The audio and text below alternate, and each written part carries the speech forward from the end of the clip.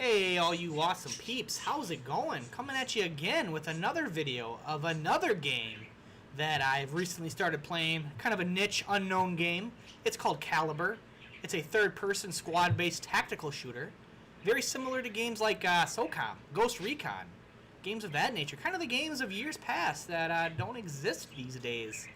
I can't tell you how long it's been since I played a SOCOM game, and Ghost Recon kind of, with Wildlands and whatever the Breakpoint, which were kind of okay, I guess, but the old school Ghost Recon, those were kind of the glory days of third-person tactical shooters. I don't know, that's just me being an old man.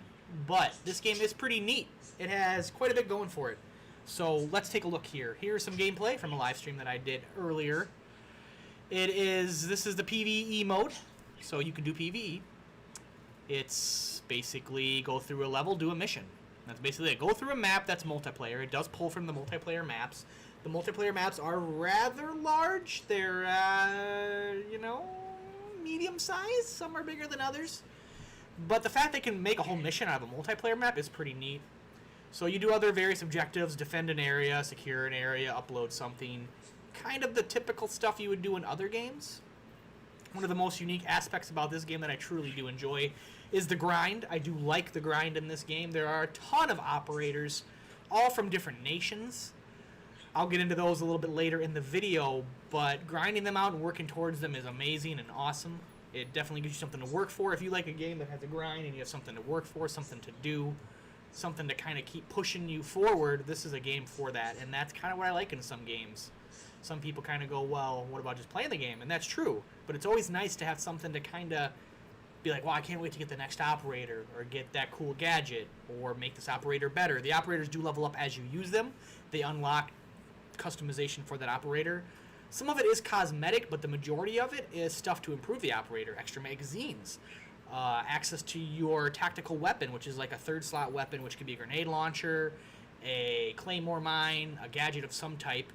Every operator is unique. They have their own gun. They have a secondary, usually a pistol, and they have their own unique ability. So think Rainbow Six Siege. There's no attack and defense, though. There's just operators. And they, like I said, have a unique gun and a unique ability that separates them apart. There are classes. You got the Assault, you got the Medic, you got the Support, and you got the Marksman. So that's always nice. You cannot do a match unless all those operators are present.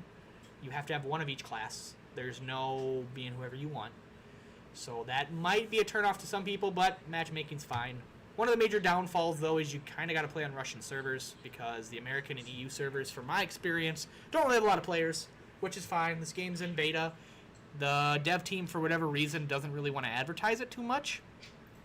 I have no idea why. From what I've seen, it's pretty polished. I don't know if they're worried that the game just is rough.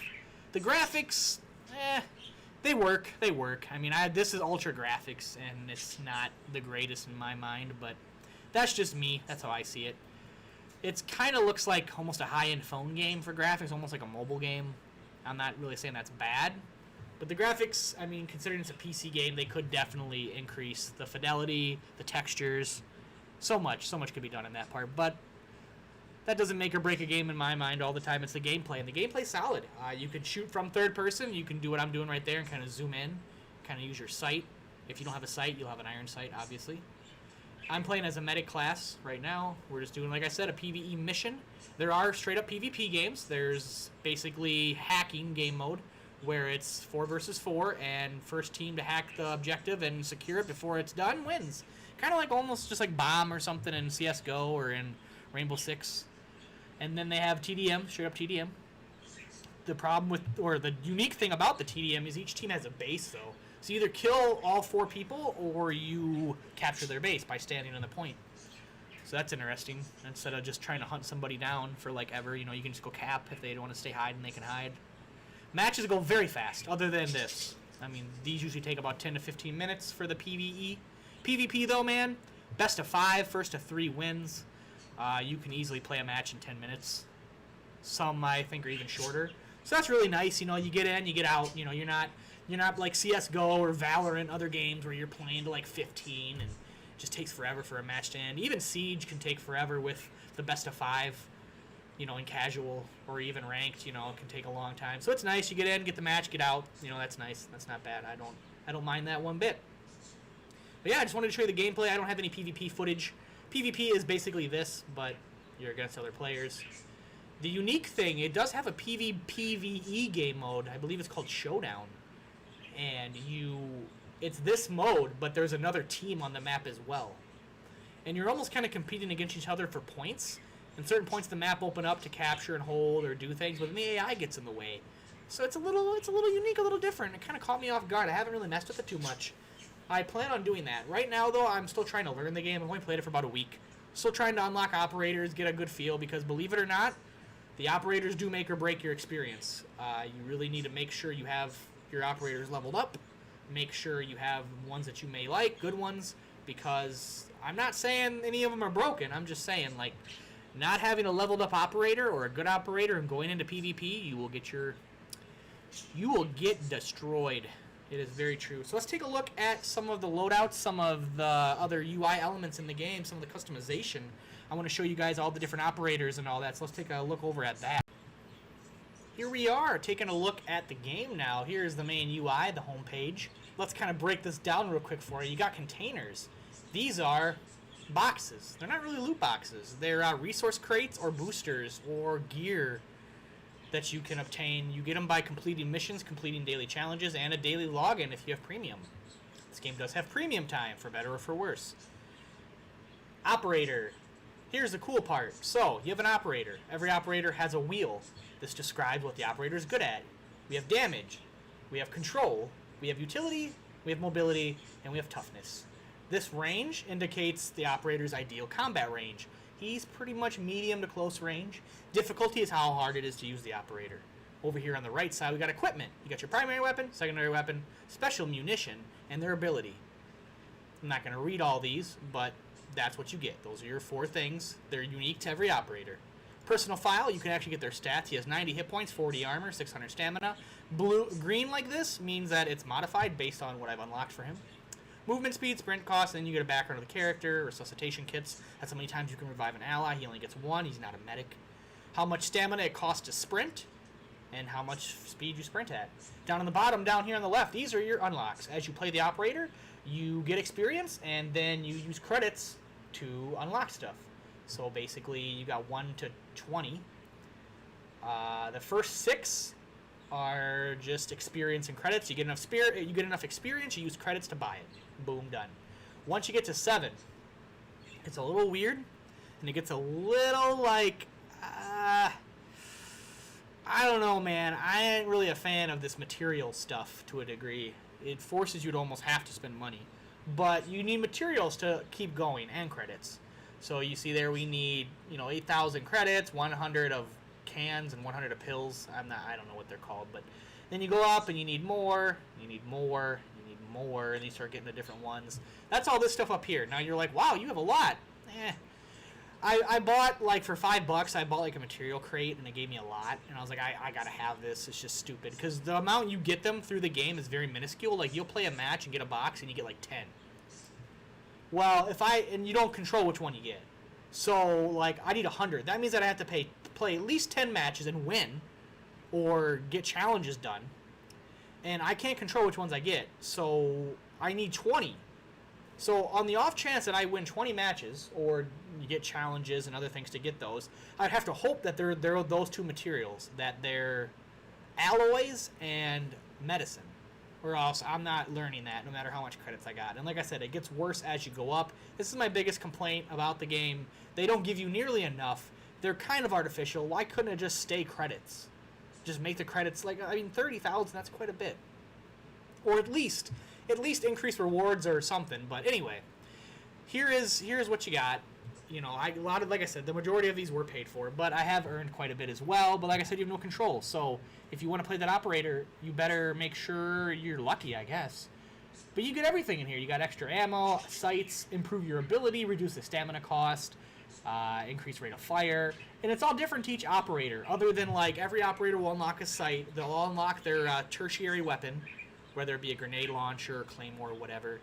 And every operator generally gets, like, extra magazines and extra stamina. But everything else is slightly different for every operator, which is nice. It's nice. It's refreshing. It makes every operator feel unique. I do appreciate that every operator kind of has their own unlock tree. And that's pretty much this screen here. So now let's take a look at all the operators. Well, boom. So when you start, you get your recruits. You can level them all the way up to 5.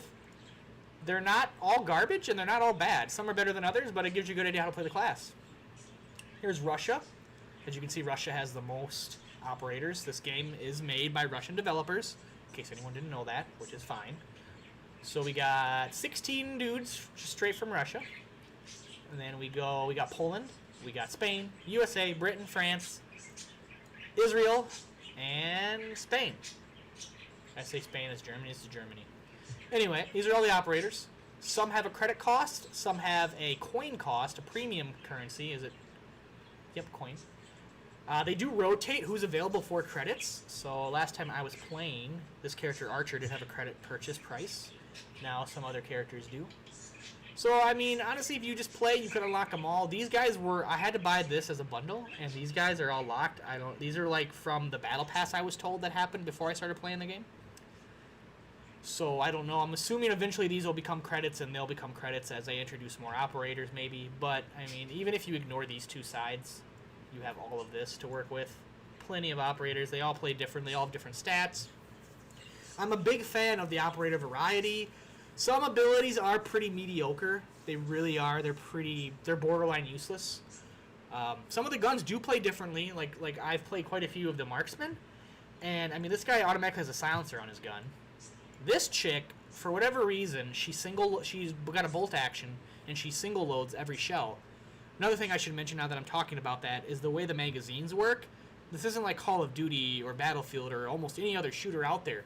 The magazine has ammo and that's it. So when you reload, you're grabbing another magazine from your vest and putting a fresh clip, and that other clip goes back in with whichever ammo it has left.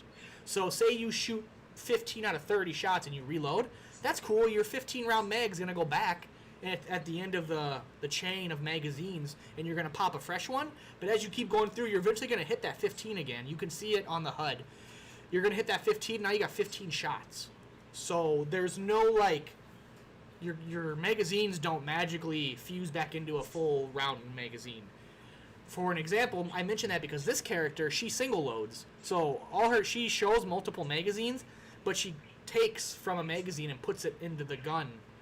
So you don't have to worry about that with her, which makes her kind of nice. But she does have a long reload because she has to manually, slot in the ammo. But I mention that because she's one of the few characters I found that plays differently, and there's other characters as well that do it differently, which is really nice. And I do appreciate that mechanic, and I do like the realistic use of magazines. And ammo is so valuable in this game, even in PvP. Even in PvP, your ammo, you have to go to ammo piles. At a new round, you don't magically get back all your ammo. You're going to have to go to a stockpile in the middle of the match and fill up if you use a lot. And your stamina, be careful with your stamina. It's a resource, a very important resource, because your ability costs stamina and you sprinting costs stamina. If you sprint too much, you can't do your ability. The recharge time on stamina is very slow. At the end of every match in PvP, you get back half your stamina. So that's kind of nice, but still, it's not enough. These reserves, this is where it gets kind of interesting. You can take one of these. So we got Stimulant, which increases stamina restored by 35% for 4 seconds. A healing kit, that'll heal you. And Adrenaline, which this will give you back your resuscitation kits. Resuscitation kits revive allies. The medic has the most. Everybody else gets 1. This will replenish 1 every time you use it. Come over to this one. You got spare plates. This is kind of like the plate system in Call of Duty, where you're playing Battle Royale, Warzone. You get to put those plates in and it gives you armor. That's what these do. And you can, once you lose all your armor, you can slot a plate back in and get your armor back. And then you got extra ammo. The catch is, you either get one of these or one of these. There's no mixing and matching, so you got to be tactical and think about what you want. And we got daily challenges. Each one rewards a crate, and if you have premium, you get more credits. And you have weekly challenges. The store, you can buy all kinds of stuff. Premium time plus 100% credits or 100% XP, 75% extra credits. I mean, you can read it right here. Everything you get. It's all right. I'm not a big fan of premium time. I feel like it's just an artificial way to keep pulling money from people. You don't really need it, but it definitely, your grind goes a lot faster with it. So, and the fact they throw it in your face for everything, I mean, with premium you can get an extra $12.75. With premium you can get, it's always there, but they're just letting you know. I mean, they got to make money somehow. It's a free game. But yeah, that's pretty much it. That's a quick rundown. Anything there? Nope, nope. You get badges. You get tons of, like, during a match, you get tons of, like, rewards for how you play, which is really nice, and it stacks up and gives you more unlocks, more credits, more XP. It's a neat little game. I've been enjoying it. I will probably play it more on stream. Let me know what you guys think about the video. Any likes, comments? I do appreciate those. Any questions you have, I'll try to answer them. I'm no pro, but I know quite a bit. It's free. It's in a beta. And it's not too bad. If you want a tactical third-person shooter, kind of like SOCOM, or Ghost Recon, or any other games along those lines from back in the day, this kind of hits the spot a little bit. So feel free to check it out, and maybe I'll see you guys over on my Twitch, twitch.tv/FaceFox. Maybe I'll catch you in a stream. But yeah, thanks for checking out the video. Feel free to leave comments, and I will see you next time. Later, guys. Peace.